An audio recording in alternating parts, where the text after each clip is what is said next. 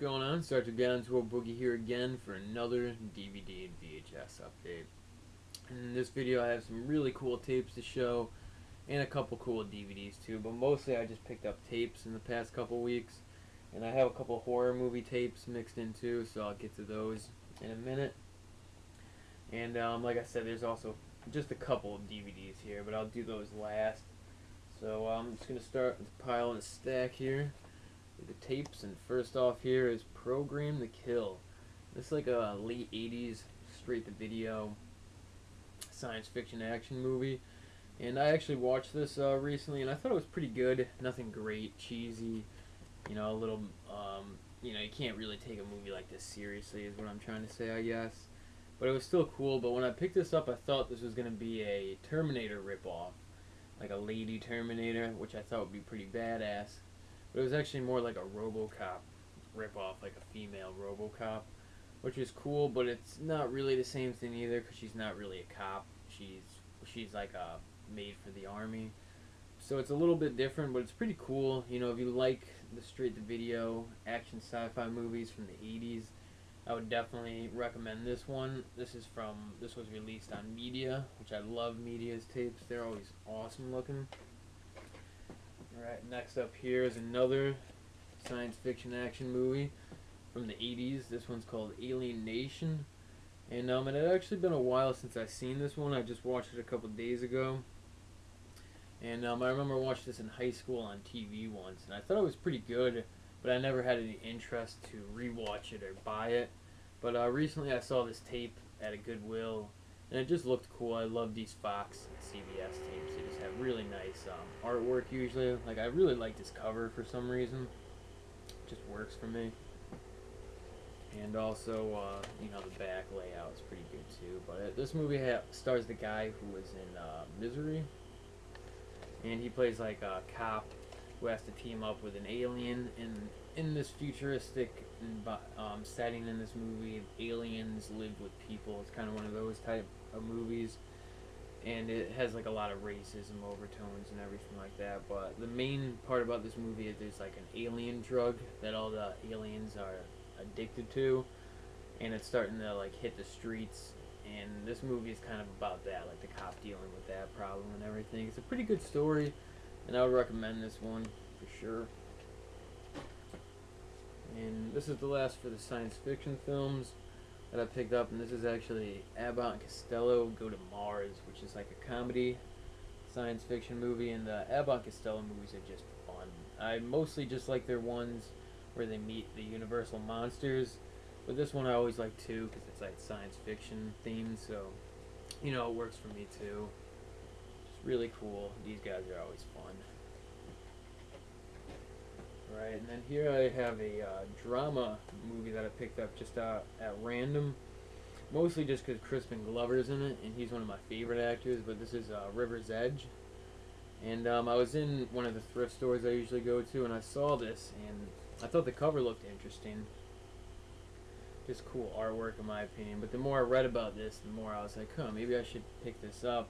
And I only paid $1 for it, and I'm really glad I did. This movie has Crispin Glover in it. Plays like an eccentric high school student. Crispin Glover's one of my favorite actors, and he's just really, really weird, and he's known for playing a lot of nerdy, awkward characters. And he's just the best. The more you read about that guy, he does albums, artwork, movies. He directs his own movies. Just a really cool guy. And this movie is, I think, my favorite movie that I've ever seen with him in it. This movie also has Keanu Reeves in it and Dennis Hopper, and it's a really good movie. I would highly, highly recommend this to anybody who likes the high school drama type films. And this movie is actually about a group of like high schoolers, and one of their friends like kills their girlfriend.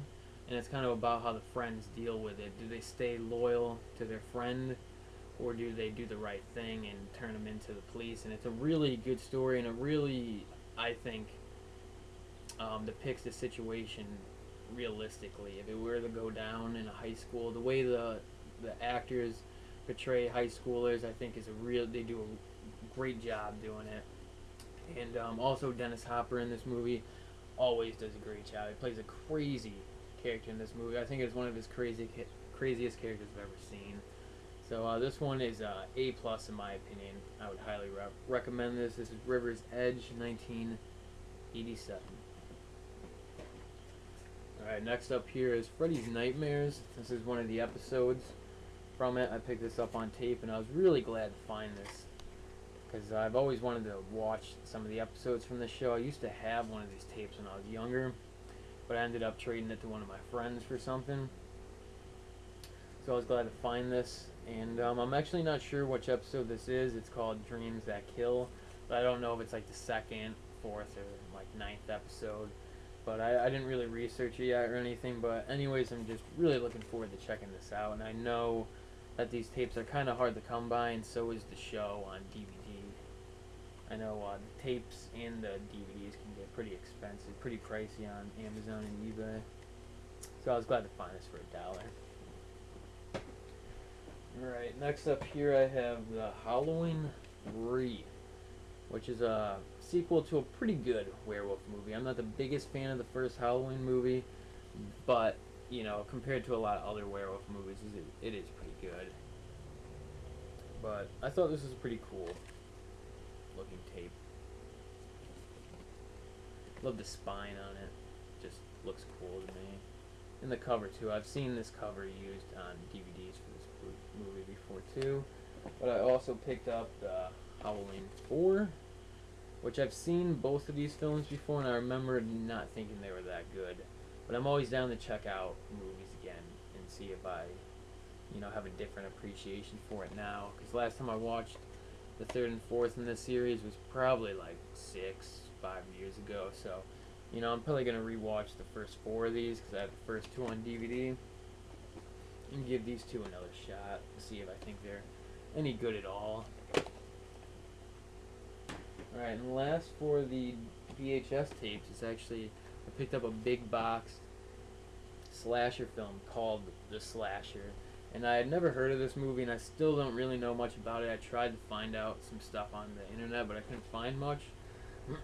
So if anybody really knows about this movie, definitely let me know in the comments below, like if this movie's any good or not. It actually looks to me like it's kind of like a giallo movie, like a mystery, suspense, slasher type movie. And I thought the cover for this was cool, but I've always wanted a big boxed horror movie, so when I saw this I had to buy it, even though I had never heard of the movie. Just because I love the way these big box tapes look. They always have great artwork. They almost look like books, you know. Doesn't this look like a Stephen King novel, like one of the hardcover like first editions, you know what I'm saying? Just really cool. I love everything about the setup on this, and really cool inside of this. It had an awesome case, I thought, because most of these big boxes, you know, are in these cardboard cases, but inside it's usually some type of plastic shell to hold the tape. And this one was in a really nice VHS case, and you know the tape itself looks cool too. So this was cool. I was glad to find it. I only paid like $2 for it, so I know these big box tapes go for a lot. So I thought that was a pretty good deal. I just wish it could have been something that I like knew, like something I had seen or a movie that I had liked. But still, it's always cool to check out a new horror movie. So if anybody's heard of this or knows anything about it, definitely let me know, because this might be like an alternate title for the movie. Alright, next up I just have a couple DVDs.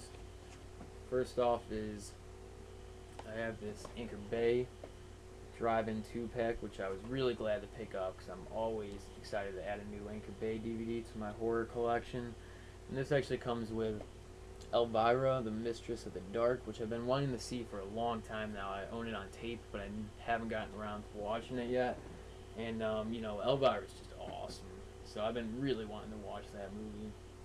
And it also came with Transylvania 6 5000, which has Jeff Goldblum in it. It's like another horror comedy. Elvira's movie is like a horror comedy too. So I'm looking forward to checking these out. Like most Anchor Bay DVDs, has an awesome insert with both movie posters on it, and then the chapter selection and everything. it's really cool. I always loved Anchor Bay DVDs. They're my favorite DVDs to buy. And last here is I picked up this collection of 80s music videos, which I thought was cool. The main reason I picked this up is because it has video for the B-52 song Rome, which is actually my favorite B-52 song. The B-52s are one of my favorite new wave bands, and Rome is just a great song. I think it's one of their best songs, and it's my favorite from them. And I love the video for it too. It's one of my favorite 80s videos also. And you can't get the B-52's videos on DVD, I don't think, only on tape. So this is one of the only ways you can get the Rome video on DVD, which I think is cool. And it has a couple other cool bands on here like Devo and stuff, so I was glad to pick this one up.